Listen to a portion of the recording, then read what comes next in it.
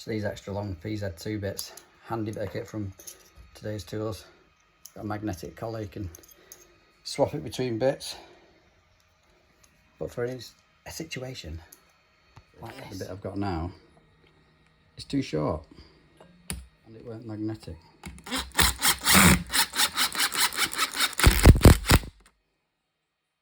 From Today's Tools. What's the matter?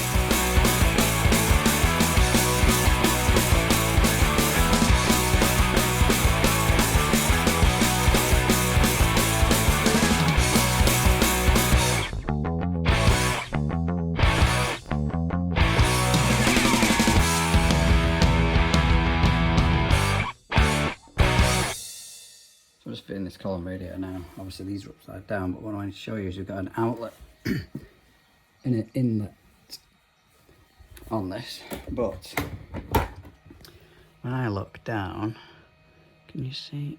Yeah, you can just about see. There's no baffle in this at all, so that tells me that it can go whichever bloody way around it needs to go.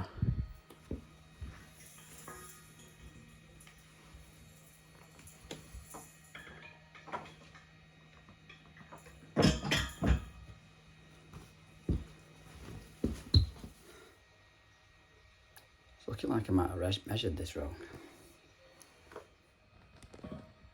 So that side will line up. Now this side was the one with no movement.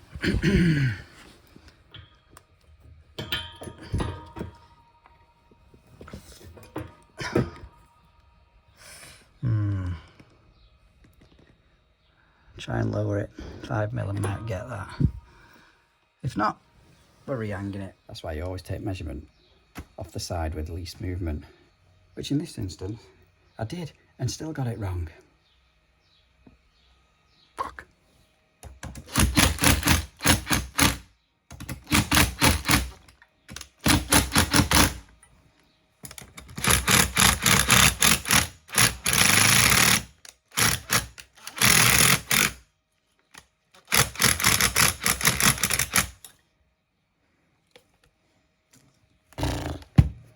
God, please. I got it on now. As it happened, it weren't level, that's why I needed knocking down that end. This end should be a damn sight easier, especially when I'm not squeezing in between a bed.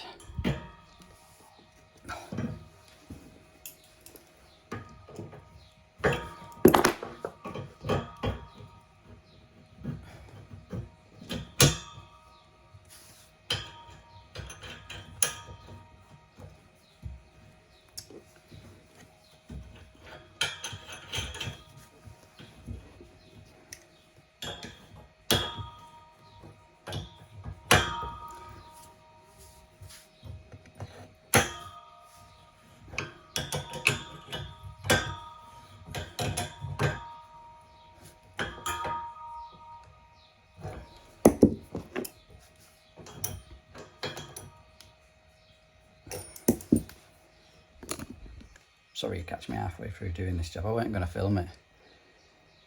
So then I wanted to show the baffle thing and the inlet and the outlet. We'll test that theory. We'll fire it up. With me whilst we fill her up.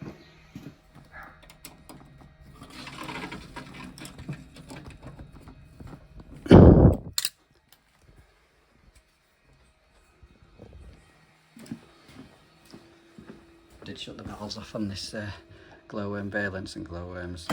These type of models are normally alright.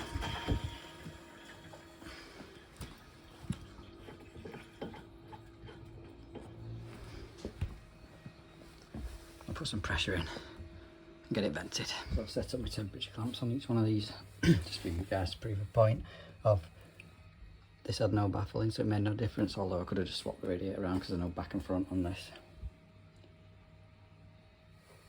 So, which one is the outlet?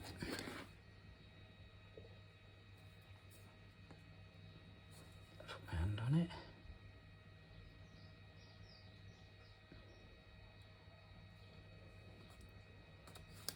I still can't tell.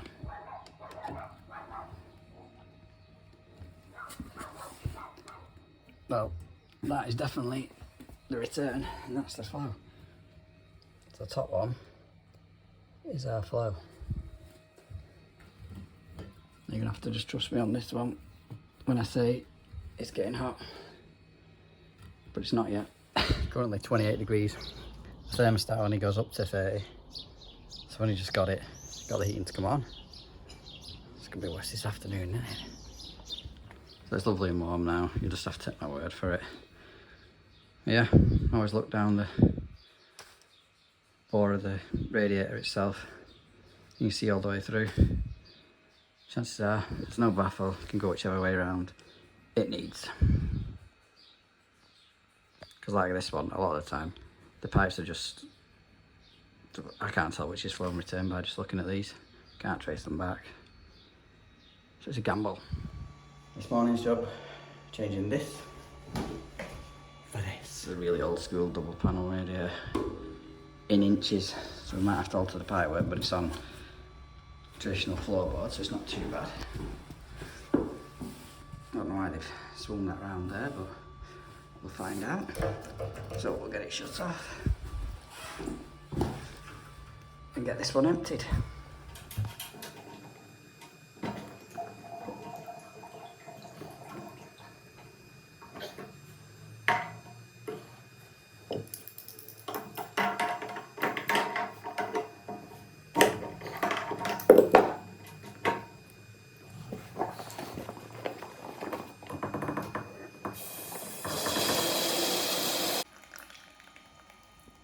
So as you can see, I've just took pressure off this. The boiler's downstairs. It's on a combi system, so I've got to change the valves, no doubt the pipework.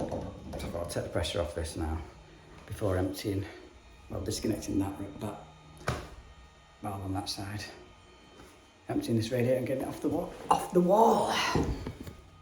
As a plumber, you'll spend most of your time, most of your working life, waiting for water to stop running. It's one of the perks of the job. Whilst waiting for that to empty, we'll get it prepped up, get our tails in. Our rapid blue stuff around roughly the 3rd thread. Allow about 20 minutes to cure before submitting it to water.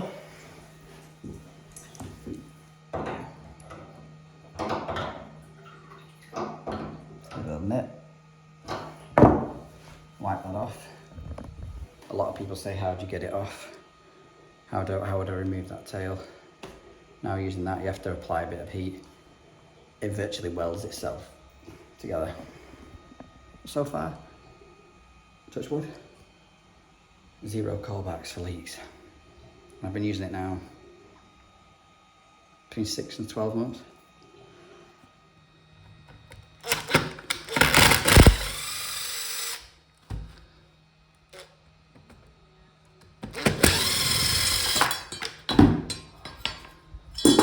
Here comes the, you don't mind if you just paint behind that, do you?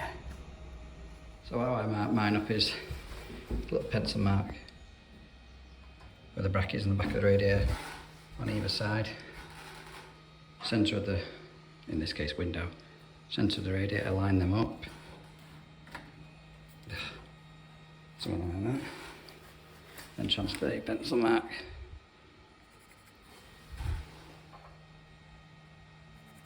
Onto the wall.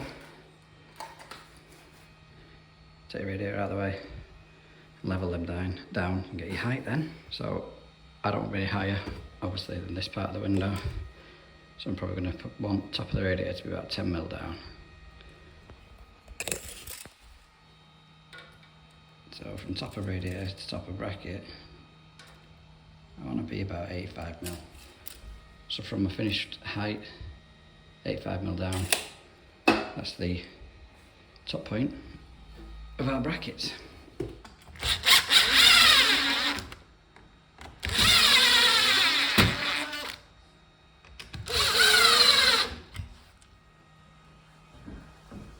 That's the on.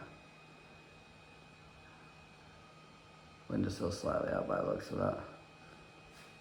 Kicks down, drops down on this end. Right, take floorboards up now. Well, that's a little bit of luck. I knew it was going to split. It was already split 3/4 of the way. Don't believe me? Go and have a look on the back on the video. Look at this though. I like these little brackets to hold the pipe. Cut that off there, and hopefully I'll couple in square bend straight up. Get the plumb tub underneath, and always have a speed fit cap end ready because there's always water in pipe. Just to give you a bit of breathing space. I don't. It's a bit loose. Can't get it on. We want on. So just pressed a coupling in there. Did film it, but didn't press record because I'm a whopper. Just need to take a little notch out of there to square that up.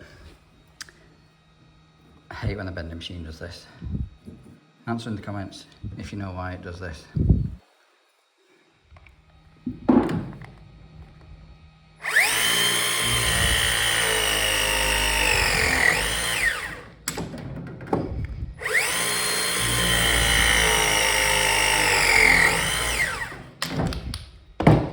Lovely, minimal fittings, minimal cost to me.